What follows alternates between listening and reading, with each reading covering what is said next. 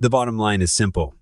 I want to make every car better, no matter what kind of pattern they follow. Even as technology races ahead faster than we can keep up, who would have thought we'd live in a time where you could fill your car's tank with water straight from the kitchen tap and hit the road? Whether it's just a quick trip to the store or a drive across state lines, the idea of running a car on water is no longer science fiction. Now, with Toyota's surprising announcement about a revolutionary new engine that could signal the end of electric cars, this concept doesn't seem so far-fetched. So, can a car really run only on water without needing fuel or electricity? Toyota's water-powered engine might have the answer. Stick with us as we dive into this exciting leap in car technology and uncover everything Toyota has revealed about its game-changing water-powered engine. Toyota's latest breakthrough might completely shake up the auto industry.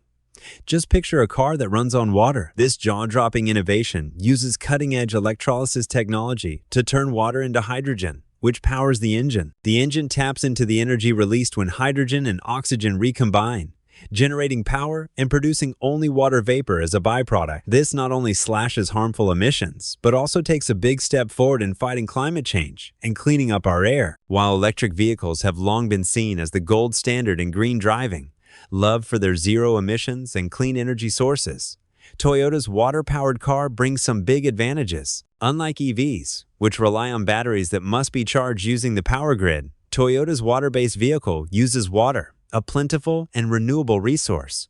But there's more. Even though electric cars are praised as zero emission, building and disposing of their lithium-ion batteries creates major environmental concerns and uses a lot of resources. Toyota's water-powered vehicle avoids all of those issues. At a recent event in Japan, Executive Vice President and Chief Technology Officer Hiroyuki Nakajima shared Toyota's bold vision for the future of transport. He said Toyota isn't just aiming to be a car company anymore. They want to become a full-blown mobility company, offering people a variety of smart, sustainable ways to get around. Joining him were Takeru Kato, the leader of Toyota's electric vehicle efforts, and Mitsumasa Yamagata, who will head up the hydrogen car team as production kicks off soon. Toyota's hydrogen fuel cell cars run by creating electricity through a chemical reaction between hydrogen stored in the car and oxygen from the air. This electricity powers the motor and drives the car. A key component in this system is something called an electrolyzer. The process is not only efficient but also very safe. It doesn't require a lot of energy and produces no harmful emissions. One of the biggest advantages of this method is that it doesn't need a large, heavy tank to store hydrogen. The electrolyzer can produce hydrogen on demand, making the car lighter and more efficient overall. To make hydrogen fuel work properly in a car, certain engine parts need to be modified. For example, the fuel injectors, which are responsible for spraying fuel into the engine, must be specially designed to handle hydrogen. The engine block and cylinder head also have to be reinforced to withstand the higher pressure that comes with hydrogen fuel. In addition, parts like valves and spark plugs need to be tailored specifically to ensure the engine runs smoothly and safely. We'll go deeper into the technical process a bit later, but for now, it's worth knowing that Toyota's water-powered engine has a big edge over traditional hydrogen engines, mainly because storing water is a lot easier and more affordable than storing hydrogen gas. Hydrogen, being a gas, needs special high-pressure tanks that are expensive, bulky, and can potentially leak, posing safety risks. Water, on the other hand, is a liquid that can be safely stored in regular tanks without pressure, making it much more practical and safer to use. That's what makes this water engine so versatile. It can be used not only in small cars, but also in large trucks and even power plants thanks to its simplicity and safety. It offers a better and more flexible option than other types of engines. Even better, it helps us move away from fossil fuels and significantly cuts down harmful emissions.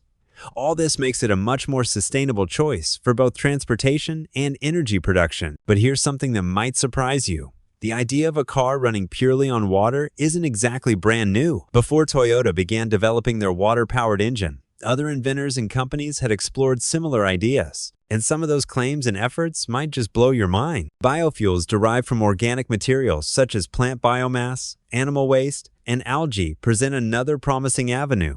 These fuels are renewable and can be produced sustainably. Toyota has invested in research to improve the efficiency of biofuel production and to integrate these fuels into their vehicle lineup. By researching and developing these alternatives, Toyota's goal is to provide immediate solutions for reducing emissions, while the infrastructure for hydrogen and electric vehicles continues to expand. In addition to hydrocarbons, Toyota has also made major developments in fuel cell technology. The core of Toyota's eco-friendly strategy lies in hydrogen fuel cells, which convert hydrogen gas into electricity through a chemical reaction with oxygen. This process produces only water vapor as a byproduct, making it one of the cleanest forms of energy. Toyota's first fuel cell vehicle prototype was unveiled in the early 1990 seconds, and the technology has evolved substantially since then. Today, Toyota's fuel cells are more efficient, compact, and cost-effective. These advancements have been driven by improvements in catalyst materials, membrane durability, and system integration. As of recent reports, Toyota holds over 5,000 patents related to hydrogen fuel cell technology,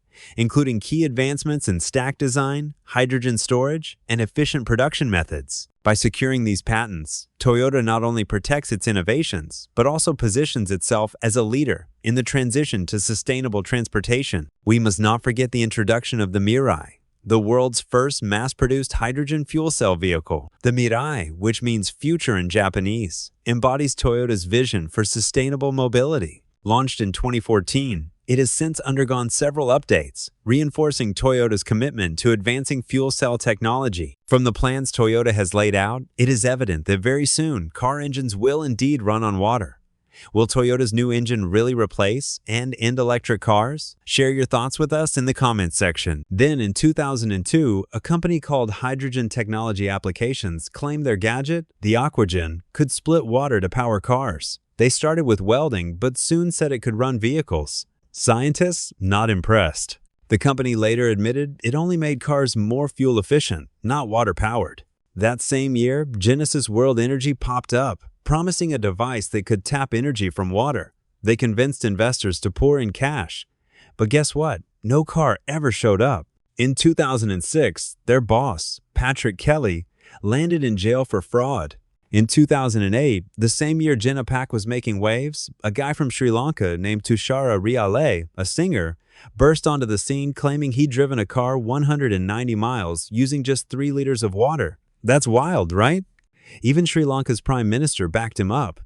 But the excitement didn't last. Tushara got arrested for fraud, and his story turned out to be another overhyped fib. Fast forward to 2022, and an Indonesian man named Ariano Mikuel said he'd invented a gadget called the Nakba that could turn water into hydrogen fuel. He bragged it could power motorcycles for 500 kilometers on just 1 liter of water, and even claimed big names like Lamborghini and Ferrari were knocking on his door. Scientists in Indonesia weren't having it though. They said it defied the laws of physics. Plus, those fancy car companies were not actually interested. Ariano's tale started sounding like another big promise with no proof. With all these flops and frauds, it makes you wonder, has someone been trying to hush up water-powered cars on purpose?